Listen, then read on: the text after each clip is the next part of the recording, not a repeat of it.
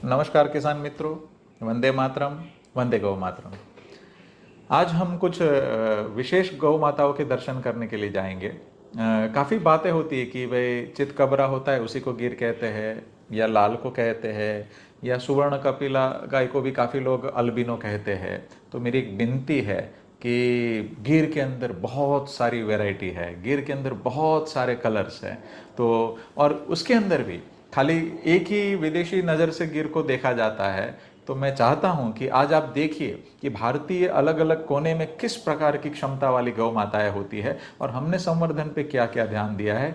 तो मैं आज आपको वाड़े में लेकर के जाके एक अति विशिष्ट गौ माता के दर्शन करने जाऊंगा कि जो बड़ी उम्र में भी आज भी परफॉर्मेंस चालू है और क्या क्या हम आगे कर सकते हैं। तो बहुत सारी संभावनाएं आपके वहां पे देसी गाय पे क्या कर सकते हैं उसकी खुल जाएगी।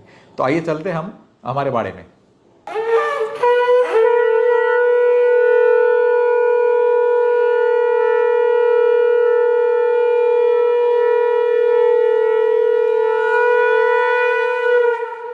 नमस्कार मित्रों, वंदे मातरम, वंदे गौ मातरम। आज हम अति विशिष्ट गौ माता के संग खड़े हैं। हमारे आज तक की सबसे श्रेष्ठ गौ माता कि जिसको हम लोग खाली रूप से देखते थे वैसे नहीं, गुण में श्रेष्ठ। तो ये गौ माता ने 18 बच्चे दे चुके हैं, 19वां बच्चा अभी डिलीवर करेगी। उसका अडर स्ट्रक्चर देख सकते हैं कि इस उम्र में भी आव अडर देखिए, गए साल वो 24 लीटर पीक पे गई थी और ये 19वें बच्चे में भी इस बार 24-25 लीटर तक जाएगी। अभी भी इसकी चमड़ी का चमक देखिए। इसकी हाइट थोड़ी छोटी है, इसका रूप थोड़ा कम है, लेकिन आज तक कभी ये कमज़ोर हुई ही नहीं है। तो ऐसी गायों का बछड़ा हम उपयोग कर सकते हैं और अति श्रेष्ठ परिणाम है और हम कर भी रहे हैं। और एकदम शांत है, इतना दूध दे रही है और आज तक कभी बीमारी हुई ही नहीं है। तो इस प्रकार जो छोटी नस्ल के भी कॉम्बिनेशन बहुत श्रेष्ठ हो सकते हैं। और दूसरा, गिर के मामले में एक बात फैलाई जाती है कि चितकबरा ही अच्छा, लाल ठीक नहीं है, कोई बोलेगा ये है। ये देखिए, लाल गौ माता है, हमारे मूल वतन के तरफ की ये नस्ल है और इतनी उम्र के बाद भी कंटिन्यूस इसका परफॉर्मेंस ऐसा है। तो मेरे लिए सबसे श्रेष्ठ है। और इसकी आप देखिए कि सब लोग खाली एक विदेशी सिस्टम से, ब्राज़ील की या कैसे भी प्रकार से मापना शुरू करते। तो इसका रूप एक आना कम है, लेकिन ये अति श्रेष्ठ है, गुणवान है, प्योर शुद्ध नस्ल है। और सबसे इम्पोर्टेंट कि लगभग बीमारी नाम का स्थिति होता ही नहीं इसको। तो दूध कंटिन्यू मेंटेन रखना। आज भी उसका ऑर्डर स्ट्रक्चर देख सकते हैं आप। यहाँ पे आकर के थोड़ा देखिए कि ऑर्डर स्ट्रक्चर आज भी उसका कैसा है, यहाँ पे आप देख सकते हैं। दूसरा, यहाँ पे थोड़ा नज़दीक कैमरा ले लीजिए, आपको मैं आगे से पीछे से सब जगह से उसका ऑर्डर स्ट्रक्चर दिखाना चाहूँगा। आप चमड़ी का चमक भी देख सकते हैं। यहाँ पे आप देखिए कि ये ऑर्डर स्ट्रक्चर आज भी उसका ठीक है। चारों आंचल, चारों थन अभी भी ठीक है। यहाँ से भी आप देखिए कि चारों आंचल का क्या स्ट्रक्चर है, अभी भी वो मेंटेन है खुद के हिसाब से। और कहीं पर भी स्वास्थ्य के विषय में, चमक के विषय में कोई भी प्रकार से गौ माता कम नहीं है। तो गिर में लंबाई ऊंचाई तो बहुत महत्व की होती है, बट गिर में एक नस्ल और है कि जो छोटी है, थोड़ी कम है, लेकिन उसका दूध मेंटेन रखती है। तो उसमें से वो नस्ल भी हमने अच्छे से रखने का प्रयत्न किया है। तो बिल्कुल आप भी इसको इस प्रकार मेंटेन कर सकते हैं। दूसरा, मेरा एक ये कहना है कि हमेशा गाय सिलेक्शन करते समय क्या ध्यान रखना है। तो हमेशा ऐसा है कि लंबे समय तक खाना कम मिला, ज़्यादा मिला, अपने आप को कौन मेंटेन कर सकती है। मतलब कभी कमज़ोर खाना दिया तो भी ये गाय ने कभी अपने आप को कमज़ोर नहीं किया है, तबीयत मेंटेन रखी है। तो वो अगले डीएनए में वो ट्रांसफ़र होता है, अगली पीढ़ी में वो ट्रांसफ़र होता है कि कभी कमज़ोर खाने में भी खुद को टिका सकती है, कोई ऐसी भी परिस्थिति हो, कैसा भी वातावरण हो, उसके सामने टिका सकती है। तो वो भी इम्पोर्टेंट है। ये जो आपके सामने, ये बहुत ही अच्छी सेकेंड लैक्टेशन की गाय है, विद्या, और इसका रूप एकदम ही एक्स्ट्राऑर्डिनरी है। और सेकंड लैक्टेशन में ये इस बार बहुत ऊपर जाएगी। अभी गाभिन है, इसको थोड़ा रेस्ट का पीरियड चल रहा है।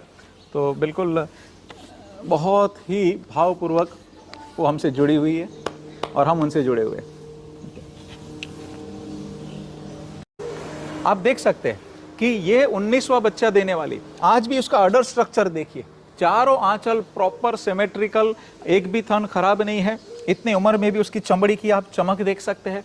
हालांकि थोड़ी ऊंचाई कम है, लेकिन गिर में ऐसी नस्ल भी है कि कम ऊंचाई और थोड़ा ऊंचाई लंबाई कम होता है, लेकिन दूध में एक्स्ट्राऑर्डिनरी है। तो ये गौ माता कभी बीमार ऑलमोस्ट हुई ही नहीं है। इस उम्र में भी बहुत अच्छे से दूध दे रही है। 18वां बच्चा के समय भी उसने 24 लीटर पीक पे गई थी, ये 19वां बच्चा अभी देगी। अभी भी इस बार भी हमको लग रहा है कि कम से कम 24-25 लीटर तक जाएगी। तो ऐसी गायों के बछड़े हमें तैयार करने चाहिए। हमारे यहाँ पे 10 से 12 लीटर दूध का एवरेज रहता है कि कोई 8 महीना 7 महीना गाभिन है, किसी का 1.5 लीटर है, किसका 20 है, 25 है, तो 10-12 में हम खुश हैं। लेकिन हमारे लिए ये DNA बहुत इंपॉर्टेंट है।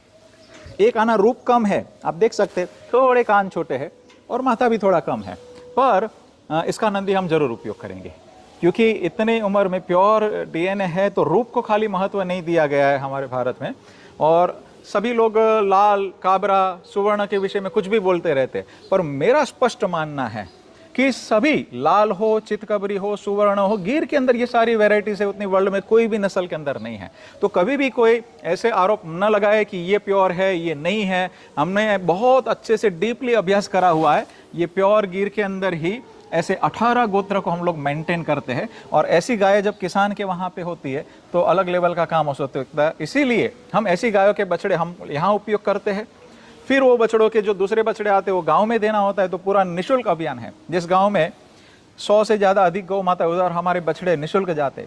तो अभी हमारे 250 से ज़्यादा सेंटर ऑलरेडी गुजरात के अंदर फ्री चल रहे।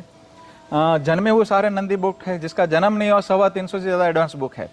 तो ऐसी गाय कि जो लंबे टाइम अपने आप को मेंटेन रखती है, ये असल भारत की धरोहर है। पूर्वजों ने जो ये तैयार करके गए उसका सम्मान पूर्वक ध्यान रखते हुए ऐसे ही सभी देशी नस्ल में काम करना चाहिए, और ऐसे ही सिलेक्शन हमें सभी नस्ल भारत की उसके अंदर करना चाहिए। ये गिर की बात मैं कर रहा हूँ, वैसा ही दूसरी नस्लों 20 नस्लों पे काम कराया, और सभी नस्ल में एक क्षमता है, बस ध्यान देने की जरूरत है। तो उसको बैलेंस आहार देना, उसको अच्छा संवर्धन करना, उसको अच्छी सेवा करना, ये जब सारा संगम होता है तभी परफॉर्मेंस निकलता है। तो मैं ये कीर्ति करके हमारी गौ माता है उसको विशेष धन्यवाद कहूँगा, क्योंकि इन्होंने बहुत हमें दिया है। इनका बछड़ा भी हम लोग यहाँ पे अभी सेवा में ले रहे। इनकी अगली पीढ़ी भी बहुत ही अच्छी है, और बिल्कुल मैं हृदयपूर्वक आप सभी को धन्यवाद करूँगा और विनती भी करूँगा कि हमारी देशी नस्लों को बचाइए। उसमें बहुत क्षमता है, बस ज़रूरत है तो उसको अच्छे से संवर्धन, अच्छा भोजन, अच्छी सेवा, ये तीनों को संगम करेंगे, भारत की हर नस्ल परफॉर्म करेगी। वंदे मातरम, वंदे गो।